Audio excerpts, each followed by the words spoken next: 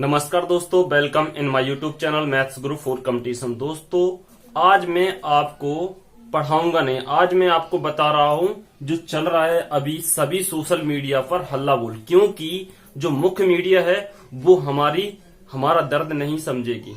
हम जितने भी ऑनलाइन स्टडी वाले जो चैनल हैं और जो छात्र हैं जो कंपटीशन की तैयारी कर रहे हैं, वो अभी एक कैंपेन चला रहे हैं। वो क्या है? हल्ला बोल। और जो अभी चल रहा है hashtag speak up for SSC railway students. अब हम आपको बता रहे हैं कि सभी छात्रों को किस तरीके से कैसे मदद करना है। कोई भी प्लेटफॉर्म हो, social media platform, Twitter, Facebook और व्हाट्सएप और यूट्यूब, सभी को अपने दोस्तों को भी बोलना है कि ये हैशटैग चलाना है, इसको ट्रेंड करवाना है ज्यादा से ज्यादा। Speak up for SSC railway students. दोस्तों, हम लोग इतनी पढ़ाई कर रहे हैं, इतनी मेहनत कर रहे हैं, इतनी तैयारी कर रहे हैं रात दिन जाग जाग कर, और हमारी जो सरकार है वो हमारी बिल्कुल भी नहीं सुन रही है।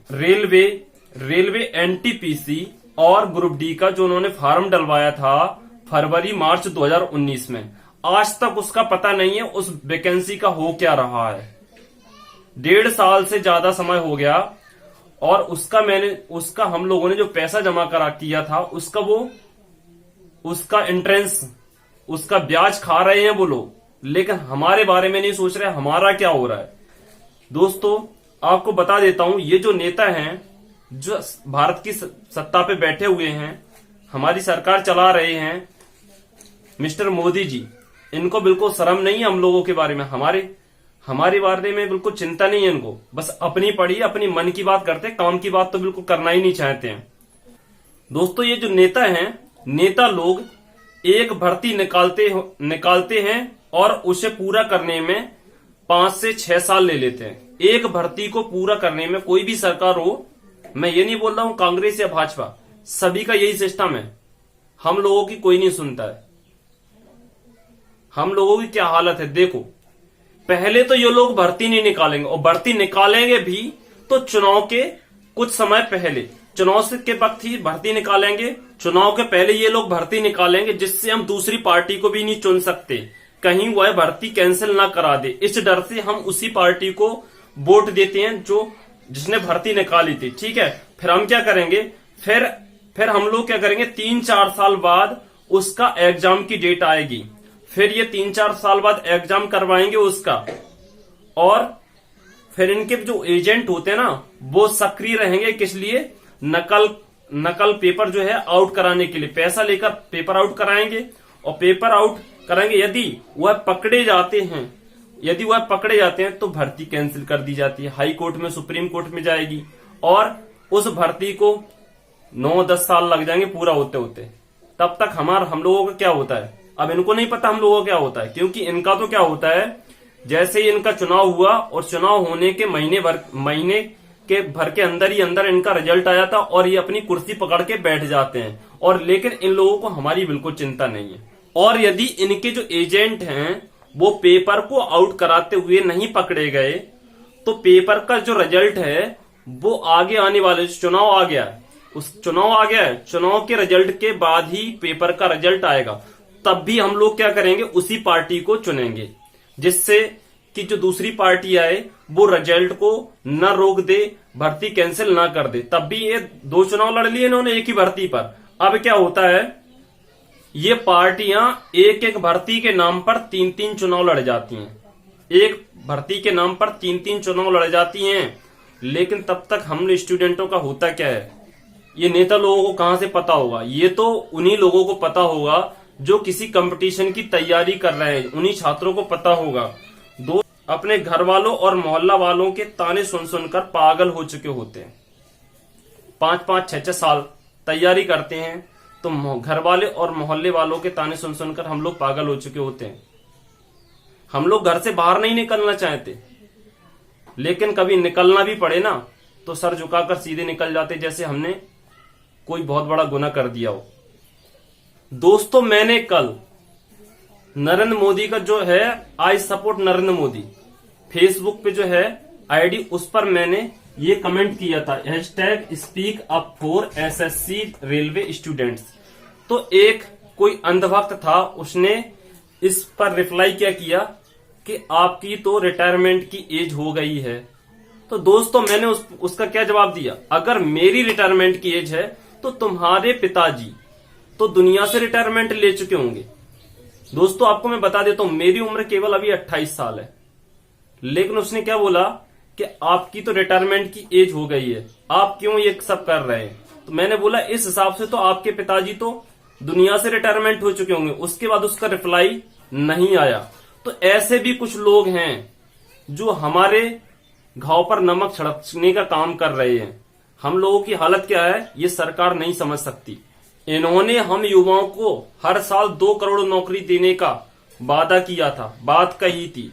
सरकारी नौकरी की तो बात ही छोड़ो, इन्होंने ये जो सरकारी विभाग जिन्हें हम भारतीयों ने खून पसीने से सींचकर खड़ा किया था, उनका ही निजीकरण करते जा रहे हैं।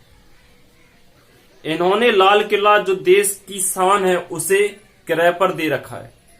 क्या बात है, इन्होंने अपना जो लाल किला था उसको ही किराए पे दे दिया। इन्होंने BSNL, MTNL, air India, LIC, bank, railway बेच दिए या बेच रहे हैं, ये इनका काम है। अब ये बताओ, जब ये सरकारी विभाग ही बेच देंगे तो कहां से सरकारी नौकरी देंगे हम लोगों को? हम लोगों को क्या कटोर भीख मांगेंगे क्या? और जो निजीकरण कर रहे हैं रेलवे स्टेशनों का, उनका जो किराया है वो बहुत हैवी है। हम लोग उनमें बैठ भी नहीं सकते क्योंकि हमारे पास रोजगार होने वाला नहीं है, ना हमारे पास ना हमारी इनकम होगी, ना हम उसको खर्च कर पाएंगे।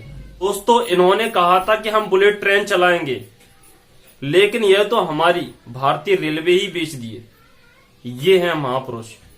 इस तरह के प्रधानमंत्री हैं ये, जो 18-18 घंटे काम करते हैं, जाग कर काम करते हैं, और तब जीडीपी कितनी है? -23.9% जीडीपी है। और यदि यह 24-24 घंटे काम करेंगे ना तो ये समझो देश का कबाड़ा हो ही गया। और मैं तो ये बोलता हूं अभी -23.9 जीडीपी है। ये कैसे हैं, कैसे प्रधानमंत्री हैं? मैं तो बोलता हूं आप फकीरों झोला उठा लो और चलते बनो। दोस्तों मैं आप सभी से बोल रहा हूं, जो भी स्टूडेंट हैं कंपटीशन की तैयारी कर रहे हैं, उनसे मैं बोल रहा हूं कहीं भी कोई भी सोशल मीडिया प्लेटफॉर्म हो, यूट्यूब, फेसबुक और अपना ट्विटर, कहीं भी पीएमओ को और पीएम को, नरेंद्र मोदी को, जो भी है अमित शाह, उनको सबको ये ट्वीट करो, #speak up for SSC railway students. तब ये मेरी बात सुनेंगे। और इनके जो भी वीडियो होते हैं उन पे डिसलाइक मारो अपनी आईडी से, अपने दोस्तों को बोलो, उनसे बोलो डिसलाइक करें, तभी इनके कानों में कुछ भनक पड़ेगी। ये समझ नहीं रहे, बस अपने मन की बात कर रहे हैं। अब हम लोग पढ़ के, हम लोग जो अपनी डिग्रियां हासिल कर चुके हैं, पढ़ रहे हैं, अब हम क्या खिलौने बना के बेचेंगे? और खिलौने क्या इनके बच्चे खरीदेंगे? इनके तो बच्चे भी नहीं है जो खिलौने खरीदें।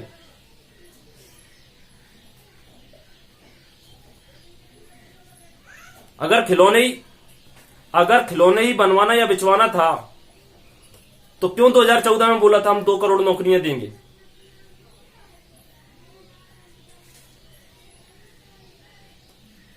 अगर तुम्हें खिलौने ही बनाना तो तुम खिलौने बनाओ, अपनी कुर्सी छोड़ दो, कोई जिम्मेदार पर्सन हो उसको बिठाओ, अगर तुम्हें नहीं संभालना आ रहा है देश तो। और अब मैं ये वीडियो डालूंगा यूट्यूब पर, तो कई लोग ऐसे होंगे जो मेरे खिलाफ बोलेंगे, मुझे गलत बोलेंगे, लेकिन कुछ लोग, मैं स्टूडेंट्स की बात कर रहा हूं, मुझे किसी पार्टी से मतलब नहीं, मैं स्टूडेंट की बात कर रहा हूं जो कंपटीशन की तैयारी कर रहे हैं, ठीक है। और मैं तो ये बोलता हूं स्टूडेंट और उनके माता पिता सभी लोग ये हैशटैग ट्रेंड कराओ, इसको ट्रेंड कराओ, #speak up for SSC railway students. सभी के सभी जो टीचर हैं वो सभी सपोर्ट कर रहे हैं और जो स्टूडेंट है वो भी सपोर्ट कर रहे हैं। मैं बोलता हूं सभी लोग आप भी सपोर्ट करो, अपने माता पिता को, अपने दोस्तों को, अपने रिश्तेदारों को भी बोलो ये सब करने के लिए, तभी उनके कान में भनक पड़ेगी। उनके जो वीडियो उनको डिसलाइक करो,